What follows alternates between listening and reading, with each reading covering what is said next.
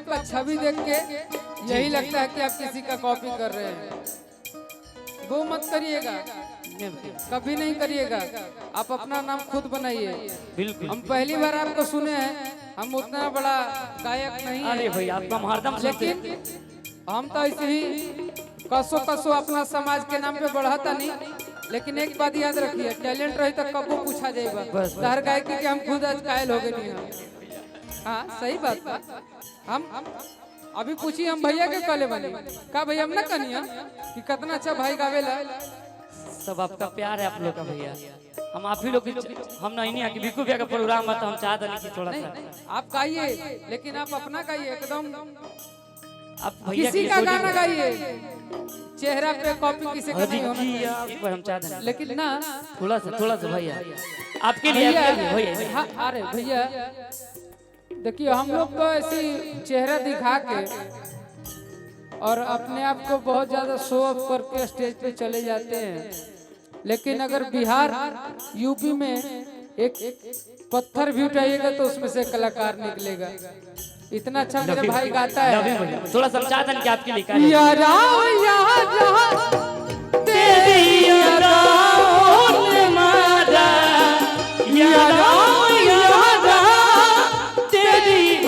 हम चाहते हैं आपके लिए बिन तेरे हम कैसे रहे, बिन तेरे हम चाहते हैं एक बार जोरदार ताली हो जाए। कैसे रहे, जीना है मुश्किल हमारा, यारा यारा तेरी अदाओं ने मारा, यारा यारा तेरी अदाओं ने मारा।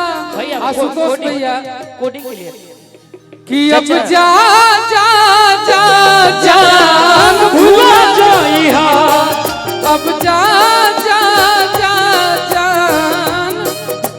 भाई सुनो, ये मेरे भैया हैं और ये आशुतोष भैया हमसे आज नाराज थे।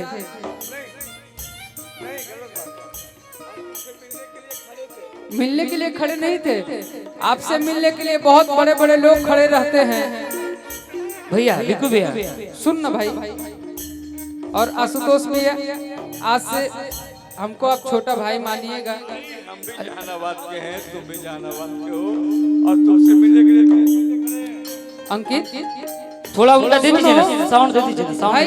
हाँ भैया जो लोग गोलू राजा, शिव कुमार, बिक्कू, अदिति राज और आपको आए थे, जो गोलू राजा, अदिति राज और आपको देखने आए थे, वो लोग चले गए। ये जो लोग हैं ना, ये गाना सुनने वाले हैं। लव यू भैया। हम चाहते हैं कि एक बार जोरदार हो जाए भैया के लिए। ये संगीत के प्रेमी लोग हैं। कोडिंग भैया अब जा जा जा जा भुला जाइहा, अब जा जा जा जा भुला भाई भैया केहू दुनिया में नहीं खे तोहरा सिवा हो, तोहरा सिवा प्यार में नहीं खे गोरी। हम बेवफा हो, हम बेवफा। चाहे बतिया तू माना, चाहे मत माना हो, मत माना हो, प्यार में नहीं खे गोरी। हम बेवफा हो, हम बेवफा। अब जा जा जा जा भुला जाइहा, अब जा जा जा जा जा जा जा भुला जाइहा। लेकिन आपको देखते हैं तो आपका छवि देख के यही लगता है कि आप किसी का कॉपी कर रहे हैं। वो मत करिएगा, कभी नहीं करिएगा। आप अपना नाम खुद बनाइए। बिल्कुल। हम पहली बार आपको सुने हैं, हम उतना बड़ा गायक नहीं अरे है, भाई आपका हरदम लेकिन हम तो ऐसे ही कसो अपना समाज के नाम पे बढ़ाता नहीं। लेकिन एक बात याद रखिए, टैलेंट रही तो कब वो पूछा जाएगा। बस। हर गायकी के हम खुद आज कायल हो गए नहीं हम। हाँ सही बात बा। हम अभी पूछी हम भैया के कले बने का भैया हम ना कनिया कि कितना अच्छा भाई गावेला। सब आपका प्यार है आप लोग का भैया। हम आप ही लोग हम नहीं आके बिकू भैया का प्रोग्राम आता हम चाहते नहीं कि थोड़ा सा आप गाइए, लेकिन आप अपना गाइए एकदम। आप भैया किसी का गाना गाइए, चेहरा पे कॉपी किसी का नहीं होना चाहिए। नंदिया भैया वाह, उड़ना हवाई कभी नहीं काम कोनो सुई दवाई। थोड़ा सा कैच कीजिएगा। हर नजरिए से सब कुछ कहा जाला कि जब के वो दिल में समा जाला, जब के वो दिल में समा जाला। आपके क्या भैया? स्केल वही हाफिया के ऊपर सी। अच्छा ये हमार अंकित भूमि भाई हमरा के बड़ी मानेला, बहुत बहुत आशीर्वाद।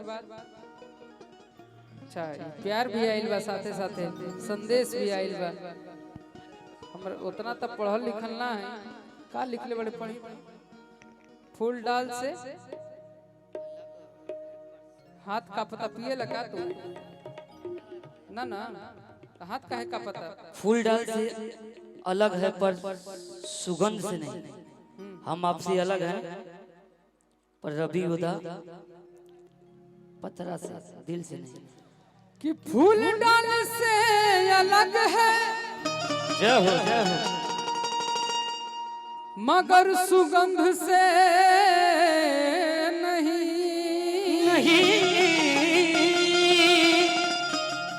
हम आप से अलग है मगर आपके गांव से नहीं।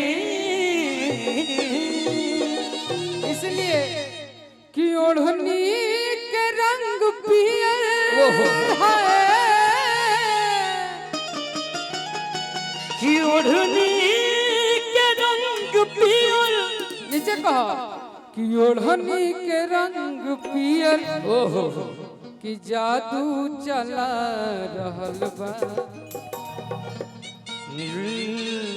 कि ओढ़नी के रंग पियर, हाँ यही बात, कि जादू चला रहल बा।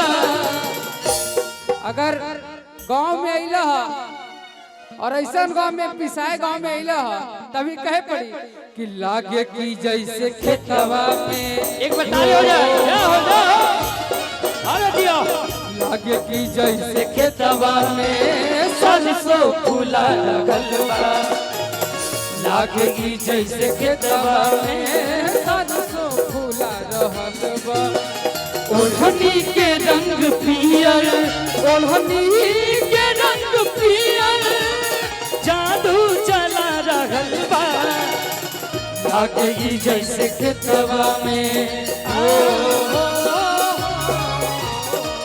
लागे की जैसे खेतवा में सरसों फूला लगल बा। लागे की जैसे खेतवा में। विक्की भैया के भाई हो का फूला लगल बा। भैया विक्की भैया के भाई हो का।